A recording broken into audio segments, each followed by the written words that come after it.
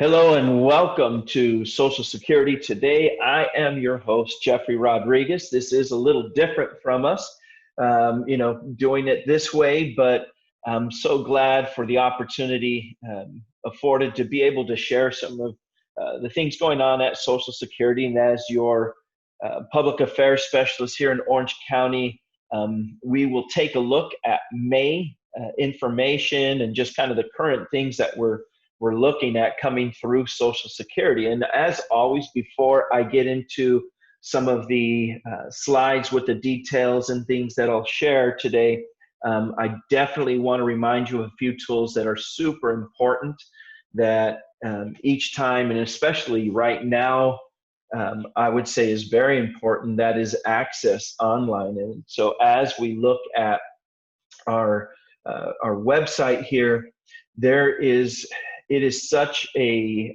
useful tool for each of you right now, especially to be able to have access to just great information. And as I normally say, I go to our external website before I even turn to our internal information. When I'm looking up something, this is exactly where I go. I go right to our external website, take a look at this, pull up the information.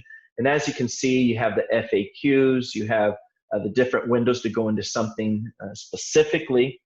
And then obviously there's also on the bottom left-hand side where it says the My Social Security, that is the My Social Security account. And if you have not set this up, I would strongly urge you to please set up the My Social Security account. This is going to give you access to your information. If you have not started benefits, then this is going to give you access to see how much you're eligible to, calculators, estimators. You can take a look at your earnings record, which is really important to make sure that it's correct prior to starting your benefits. And so all of that is right there, as well as post benefits, your post entitlement. Once you start receiving benefits, this is where you're going to go if you need to change your address, if you need to change your direct deposit, if you need to print out proof of your benefits, if for some reason you didn't receive a 1099, this would be the place that you would go to print out the 1099. So just many things that you can do there, even request a replacement Medicare card. It's just a great tool for you to use on a personal, your account, access to your account with Social Security. So I would definitely encourage you to do so.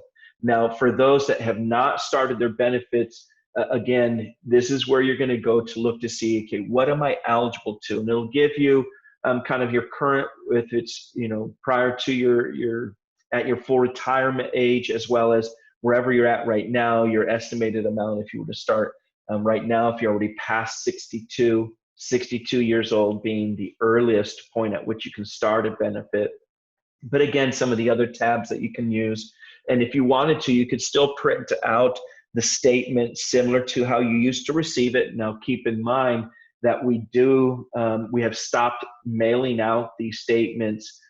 So in order to give access to your information, you would have to set up the My Social Security account. But again, it's dynamic. It's instead of relying on a piece of paper that maybe we mailed and you're holding on to it for a year or two and wondering, has it changed? What does it look like? If you go into your My Social Security account, then right there you have that information at your fingertips to take a look. And again, calculators to estimate and try to determine where do you want to start your benefits and what is that going to look like.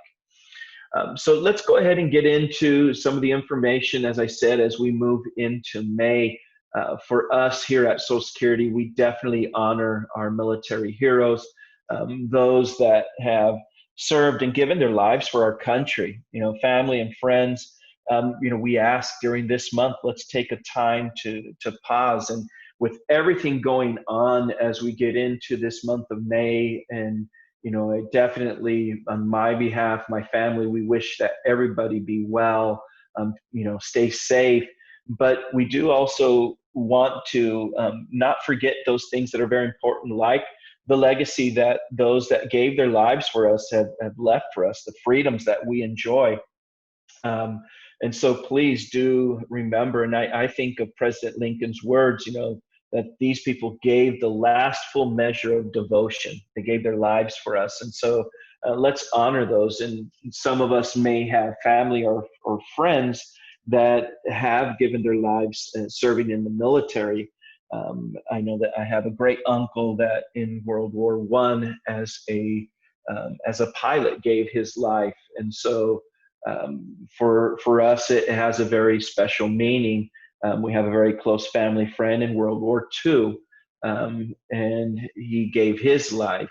And obviously in Vietnam was also another era that many of us had family, friends, or family that gave their lives, and likewise. And so we do know of people, and let's just remember and give thanks for what they have done. And as we also, what I do, part of my job is I work very closely with the military. And so sometimes it is maybe disability, but there are those times where I'm having to deal with and speaking to families that are asking about, even survivor benefits because their loved one who served in the military had lost their life. And so, Social Security has been there, whether it's a partial and through disability or a total payment. And we do the, through Wounded Warrior, it's an expedited service that we have if they are 100%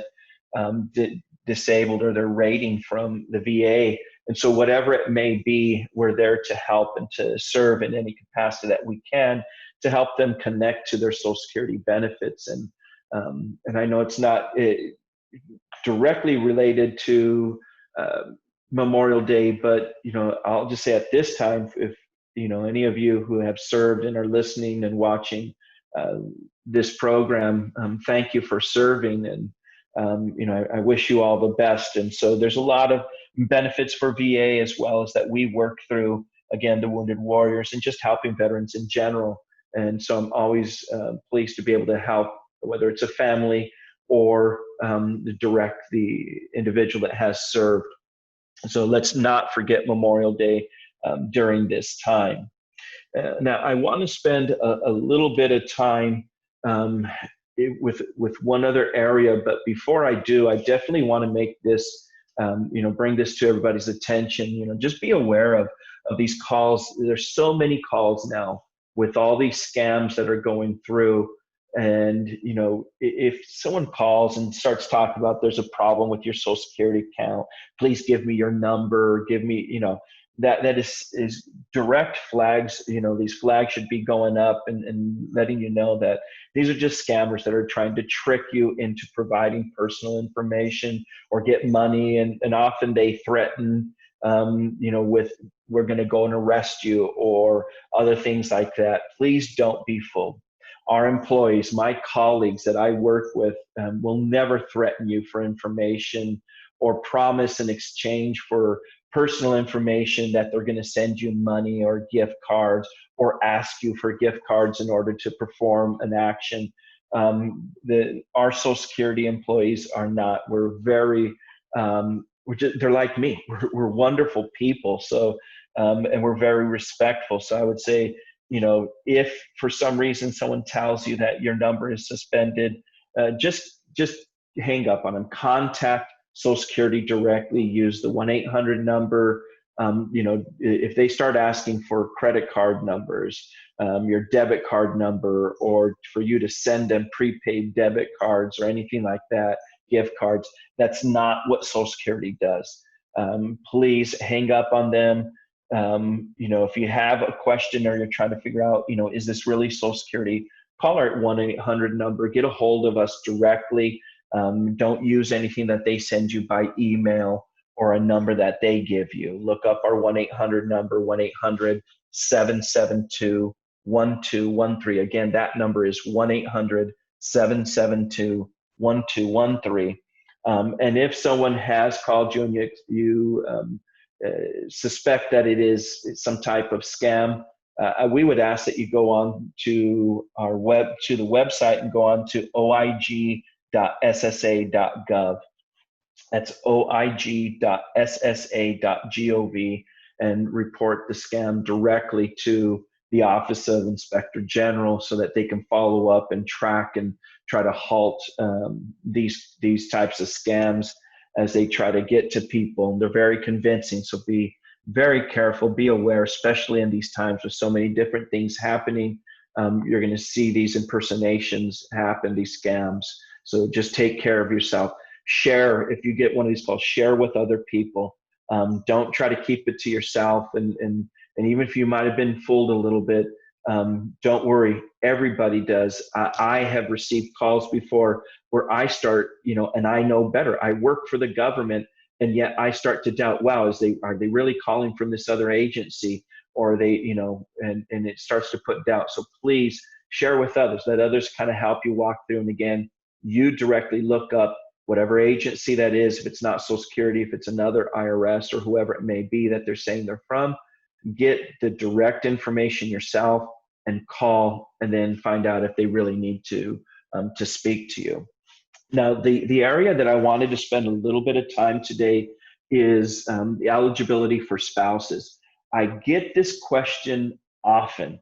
And, in the last 80 years that our Social Security agency has helped others with benefits, this is a benefit that I feel is kind of a hidden benefit, if you will, if I can say it that way. We just see that oftentimes people are unsure about how spouse benefits works. And when I start talking about the eligibility or potential, and usually I use the word potential eligibility because you're gonna have to qualify through a few things. And when I state this, people say, what do you mean someone can actually receive and it doesn't take away from their spouses? And it's probably the most confusing and one that comes up even when I'm not going to maybe directly speak about this at a presentation. If I even mention or someone does, it draws a lot of attention. So let me start with a couple of qualifiers. How does one qualify for a spouse benefit? The person that is trying to qualify as a spouse beneficiary has to be at least 62 years of age or older. That's usually the primary way that a spouse becomes eligible on that number holder, whoever's record they're trying to get onto, a current spouse, or it could be a divorced spouse that they were married over 10 years and then the spouse, whoever's trying to get the benefits, has not remarried, so they remain unmarried, then they potentially are eligible on that record. The other way that spouses can receive benefits if they have a child that they're caring for under the age of 16 or has a disability, and that would also qualify as spouse. But let's kind of concentrate on the age 62 or older. So what happens is if the number holder, the person who maybe has the higher record or is the primary wage earner for the couple, let's say that person has $2,000 they're eligible to at their full retirement age.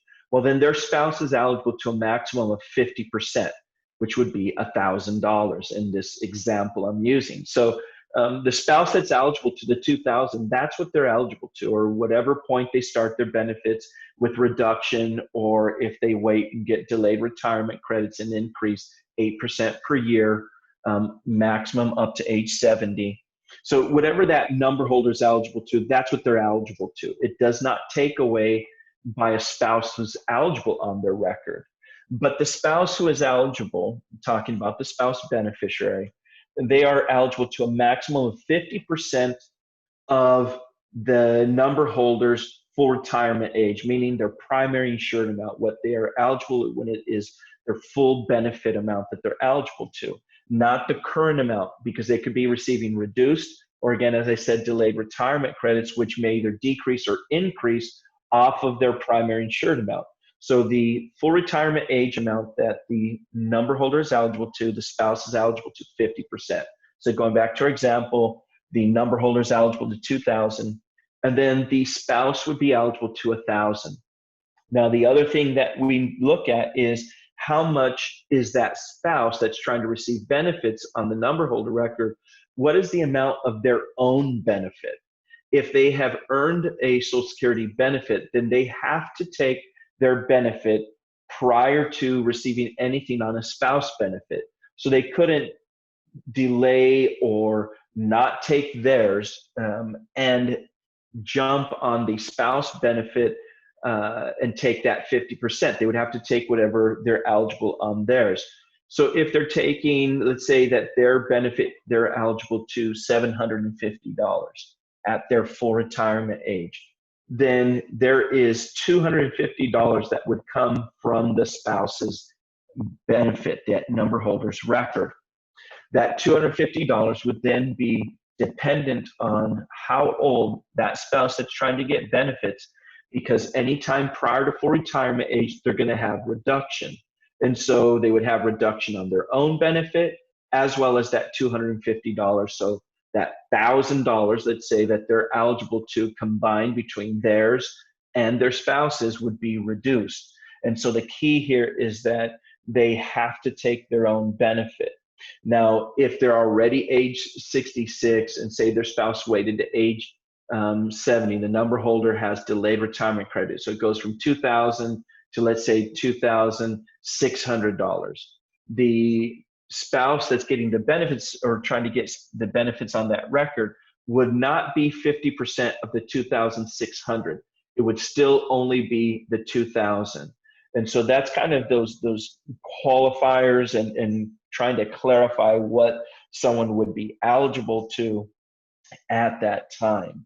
And the reason that this benefit sometimes gets overlooked, because if, let's say, the spouse beneficiary takes their benefit prior to, and their spouse, the number holder, waits till age 70 or hasn't taken it, is working and wants to wait, and then they take it, but their spouse is already receiving benefits on their own record.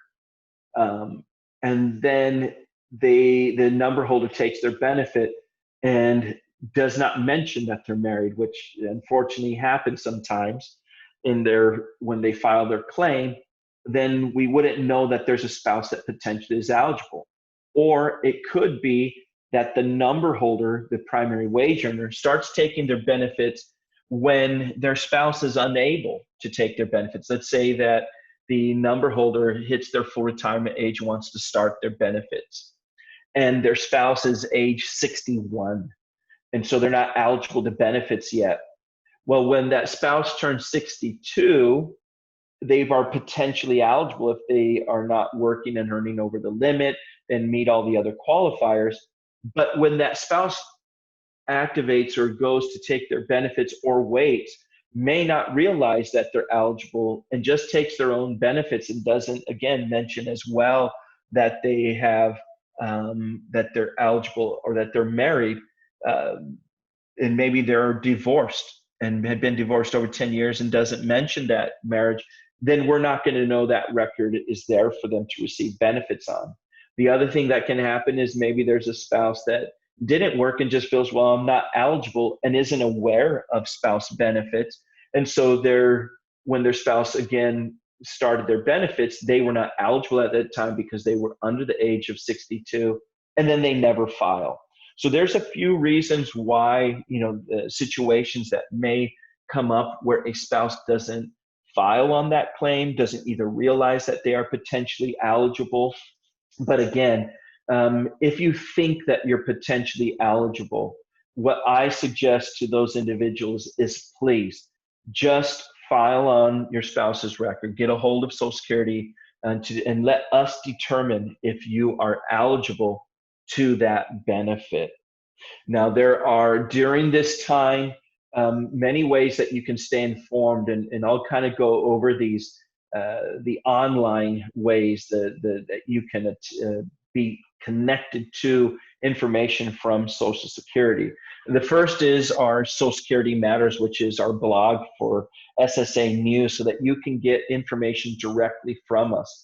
If you go to our website and you sign up for our blog, then you will receive emails with the different information, news, press releases, different information going on about benefits or changes or whatever it may be. Even as an employee, I'm signed up to receive the Social Security Matters on my personal email and I receive these notifications and information, things that are going on, and I look at them just to make sure that I'm updated. The other is to follow us on Facebook. Again, as well, I follow Social Security Facebook on Facebook, just again to see information. It's a good way. A lot of us are on Facebook, especially right now, trying to keep connected with friends. And so allow those feeds to come up so that you can see the information. Another way, some of us do enjoy videos and prefer maybe seeing or watching something. There's a lot of information on YouTube by Social Security that talks about different scenarios, and that's a good way right now to get information from Social Security as well, to see a video relating to different information. The other is there's some people that really enjoy Twitter, and so if you like to send out tweets and receive and watch different accounts, then we do have, and this is a newer one from Social Security that we're on Twitter, so at Social Security, and you can see our feed there, as well as just in general, the Instagram, which is the newest that we are using, and a lot of tends to be more the younger, but some people do use Instagram. So there are ways that you can remain connected to us.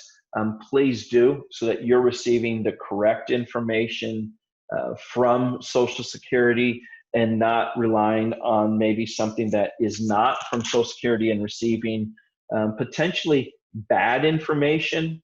And that's the last thing that we want you to, for that to happen, where you're, not receiving the correct information. So please do go on, and whichever method or various methods that you find best for you, please do use those, and feel free to connect in that way.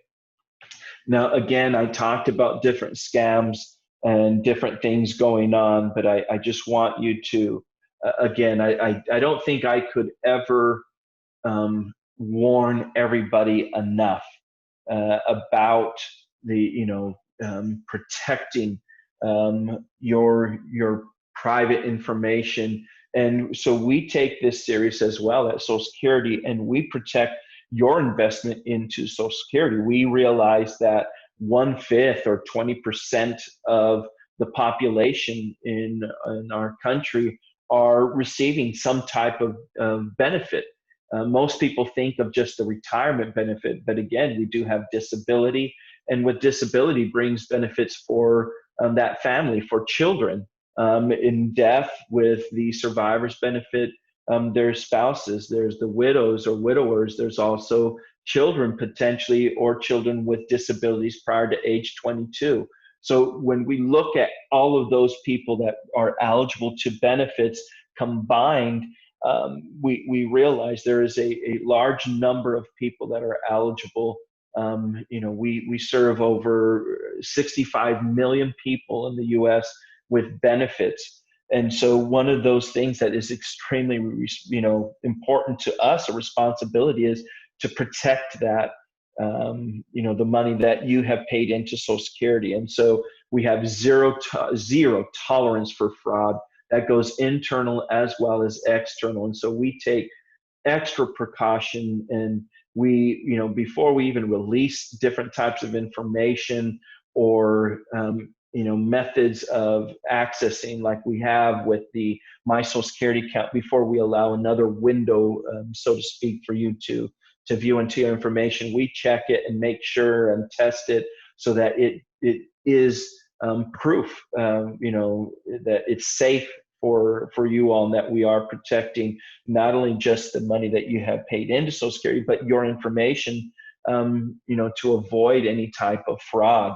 And part of that, avoiding fraud is the ongoing efforts with these different telephone scams and things that keep popping up in different scams. And so, from our commissioner, our Andrew Saul, he is very serious about this. We get messages constantly to be cautious, and in working with the Office of Inspector General, we continue to look at those reports and consider things that you're telling us. Here's this fraud going on. And that's why we ask you to report at oig.ssa.gov.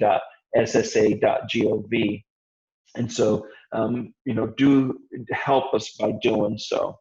Now, as I kind of come to a close for today, I do want to remind you, especially in a time where maybe you feel like you're unable to get a hold of someone within Social Security, or you have a question, I offer my email. You see it there, jeffrey.rodriguez@ssa.gov. Feel free to send me an email. If you have a question, you've looked online, you went through and it provided some good information, but you weren't able, maybe your situation's a little more complex and you aren't able to get the answer that you need, please feel free to email me, jeffrey.rodriguez@ssa.gov. I am your liaison. I will do my best to get you the information that you need. Keep in mind, I don't work on the operations side, meaning I'm not going to come in and do anything on your record. I'm here to help you with information. As a public affairs specialist, that is the area that I help with, is advocacy. And so at times, though, it may be listening to a scenario or situation that you may have, and then suggesting, okay, I need to inform the office, or these are the steps that you'll need to take. And so I'll help you definitely with that if you have any questions. Now, if you prefer to send me something via mail, you can send it to our Santa Ana office, which is my outstation, is the office that I go into, Social Security Administration. Put to my attention, Jeffrey Rodriguez, 1851 East First Street, Suite 500, Santa Ana 92705. And I would be more than happy to help with any questions, scenarios. And usually what I try to do is, based off of the questions that I do get, I will also come back with information and present it via this format to you all, so I can share, because chances are if you have a question, there's many others that probably have the same question. And so I do want to help as many as possible, and not only your particular complex situation, but take it in general so people are more aware and just touch on those issues. So please feel free to reach out to me.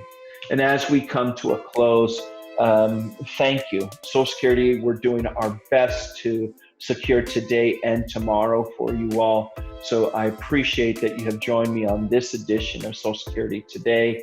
And until our next time, please be safe and thoughtful. God bless America, and especially Laguna Woods Village. Thank you, everybody.